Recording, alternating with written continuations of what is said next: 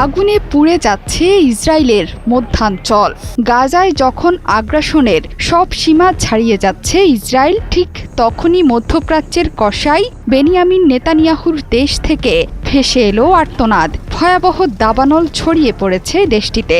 আগুনে পুড়ে খাক হয়ে যাচ্ছে প্রান্তরের পর প্রান্তর। আগুনের তীব্রতা আর বাতাস এতটাই ভয়ঙ্কর হয়ে উঠেছে যে নিমিষেই বেশ কয়েকটি শহরে ছড়িয়ে পড়েছে দাবানল। এরই মধ্যে শহরের বাসিন্দাদের নিরাপদ দূরত্বে সরিয়ে নেওয়া হয়েছে। আগুনের তীব্রতায় সড়কে বন্ধ আছে যান চলাচল। রেল লাইনের কাছে আগুন ছড়িয়ে পড়ায় বন্ধ আছে ট্রেন চলাচলও। এমন পরিস্থিতিতে অ্যাডহক কমান্ড সেন্টারের জরুরি বৈঠকে অংশ নিয়েছেন ইসরায়েলের প্রধানমন্ত্রী বেনিয়ামিন নেতানিয়াহু। গণমাধ্যমগুলোতে বলা হয়েছে, মধ্য ইসরায়েলের মোসাব তারুমের কাছেই প্রথম আগুনের সূত্রপাত। এখন যে কোনো ব্র্যান্ডের পুরাতন এসি বদলে নতুন ওয়ালটন এসিতে উপভোগ করুন 25% ছাড়। তাপমাত্রা বৃদ্ধি এবং বাতাসের তীব্রতায় বিভিন্ন জায়গায় ছড়িয়ে পড়েছে সেই আগুন। বেইত শেমেশ শহরের বেশ কয়েকটি স্থানেও দাবানল ছড়িয়ে পড়েছে।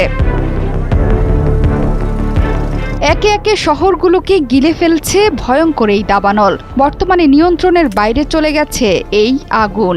এস্তাওল, বেইত মেইর এবং মেসিলাত জিয়ন শহর থেকে বাসিন্দাদের সরিয়ে নেওয়া হয়েছে।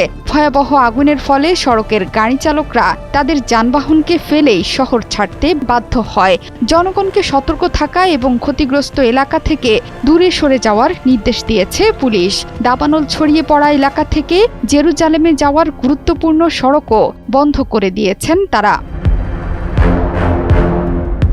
এরই মধ্যে বিমানের সাহায্যে আগুন নেভানোর কাজ শুরু করেছে অগ্নি নির্বাপন কর্মীরা।